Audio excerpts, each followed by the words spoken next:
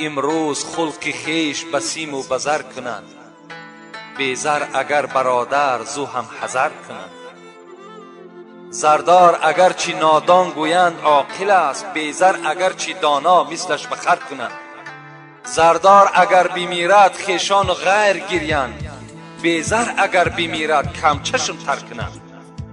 زردار را به مجلس جای دهند بسر، بیزر اگر بیاید جا تنگ تر کنند. اگر یک آدمی زردار نوابسته وی دین دارد، وی نماز دارد، وی خدا دارد ندارد، برای ما و شما اینوش هیچ اهمیت ندارد، مگر زردار است، مگر منصبدار است، مگر آبرودار است. وقتی در خاندان حاضر می شود همه ما و شما به سر می خیزیم، ما و شما خوش و انسان قبول می کنیم. لیکن یک انسانی که نماز می خواند، مسلمان است، انسانی که به خدا نزدیک است، نماز شب هم دارد، لکن پول کی ندارد، مال کی ندارد، در نزد ما و شما قدر قیمتی ندارد. این چی شور است در این دور قمر می بینم، همه آفاق پر از فتنه و شر می بینم. هیچ شوقت نه برادر به برادر دارد، هیچ مهری نه پدر را به پسر می بینم. مردمان روز بهی می طلبند از ایام، مشکل این است که هر روز بدتر می بینم. ابلهان را همه شربت ز گلاب و قند هست، خود دانا همه از خون جگر می بینم. اسب تازی شده مجروح به زیر پالان، طوق زرین همه در گردن خر می بینم. طوق زرین زیب اسب داشت، این منصب و این پیشوایی زیب آدم خواندگی و زیب آدم دانا داشت، لیکن این طوق زرین در گردن خر پرتافتند. حالان که برای خر همون جیل، همون پالانی که ذکر کرد، همون جیل کونه مناسب بود، نه این طوق زرین. همین است که شاعر حافظ میگوید از تقاضای زمان و گردش چرخی فلک، خیرس را گفتم تقای و خوک را گفتم امک. زمان شد میگد، یک زمان برپا شد که همون آدمایی که طبیعت خیرسانه داشتند یا طبیعت خوک مانند داشتند، اونها را ما به حیث امکی و به حیث تقه استفاده میکردیم. چیکار کنیم؟ زمان شد که اونها را ما تقه میگفتیم و امک میگفتیم، در حالتی که اونها از خوک هم از خیرس هم دیده پستر بودند.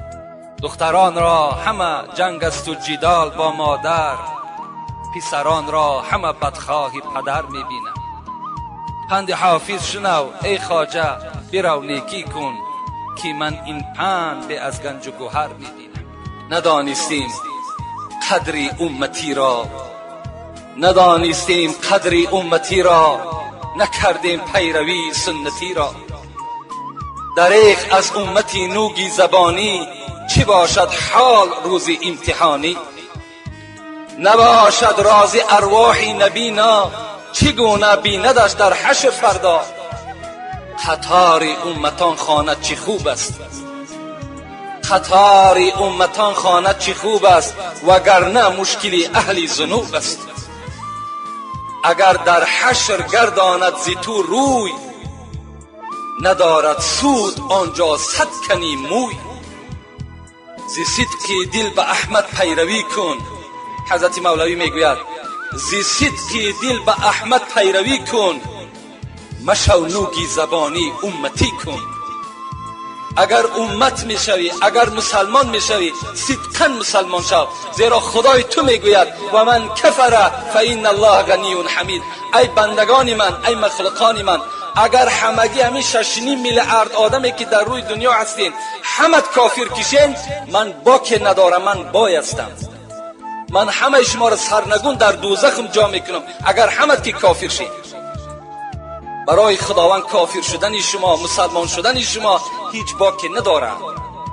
شما هر چی میکنین برای جان خودتان میکنین. امروز هر عادت دارین، هر معرکه‌ای که در خانه دارین، طبق دستورات قرآن کنین. نامتان امت است، سزاوار امتی را شایسته باشید. همین نام امتی را در دیوان، در همون نامه اعمالتان خط نزنین. مسلمان بودن تو کی بکار است، مسلمان مردن اینجا اعتبار است. مرده در وقت غسل با غسال، گوید این حرف با زبان حال. بود مثل تو تر و تازه، قوت داشتم به اندازه. همراه جسم بود جان من، مدت گفتم این و وان من. در محلی که کردم و گفتم، بود فکرم عیالم و جفتم. تا که گشتم خراب و بیچاره، ناتوان حال زرد رخساره. میروم برای زیمو باریک، در دوام میگفته است، میروم برای زیمو باریک، میدرایم به خانه تاریک. این همه در مقام میماند، سر تنهام میفرستاند. آنچه بگذشت وقتی جان دادن، شرح آن را خدای داند من. بعد از این عقوبه هاست پی در پی، می ندانم چی بگذرد در وی. گوش باید که بشنود این را، بکند فکر جان شیرین را. برای این سخنها گوش در کار، گوش سر با جمله حیوان همدم است، گوش دل مخصوص نسل آدم است. برای این سخنها گوش دل لازم، گوش باید که بشنود این را، بکند فکر جان شیرین را. چشم باید عبرتش بیند، بر سر جاده عمل شیند. با چشم میبینی مرده را میشوی، با چشم میبینی تابوت را میبرداری، با چشم میبینی برده را در لحد جا میکنی. لکن تعجب آور است که خود عبرت نمیگیری، خود به خود نمیای که فردا من هم داخل این قبر هستم، من هم البته یک مردشوی را بهر من میکابند. این شب به یاد ما و شما نمیآید. چشم باید عبرتش بیند، بر سر جاده عمل شیند. عقل باید کار فرماید، مرده را بیند و به خود آید. مخند اینجا که مژگان تو گریان است در فردا، اگر ریزی در اینجا اشک خندان است در فردا. به اندوه قیامت زرد کن رخساره گلگون، بسان شمس انور ماه تابان است در فردا. مکن جور و ستم بر جان خود از ترک فرمانش، مکن جور و ستم بر جان خود از ترک فرمانش. به غیر عقبه ها 7 درک سوزان است در فردا. خدا رحمت و مغفرتش کند. و خدا قسم همه آیت است، همه حدیث است. مکن جور و ستم بر جان خود از ترک فرمانش، به غیر عقبه ها 7 درک سوزان است در فردا. کسی گر اندر اینجا خرمن طاعت نبردارد، کسی گر اندر اینجا خرمن طاعت نبردارد، بصد افسوس و حسرت ها پشیمان است در فردا.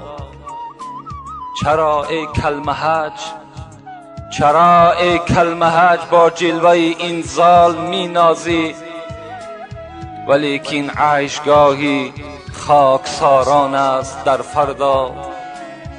به محشرگاه گر هر کس به هر سوی روان گردد، که میلان جنونی سوی جانان است در فردا، که میلان جنونی سوی جانان است در فردا، در فردا، در فردا، در فردا.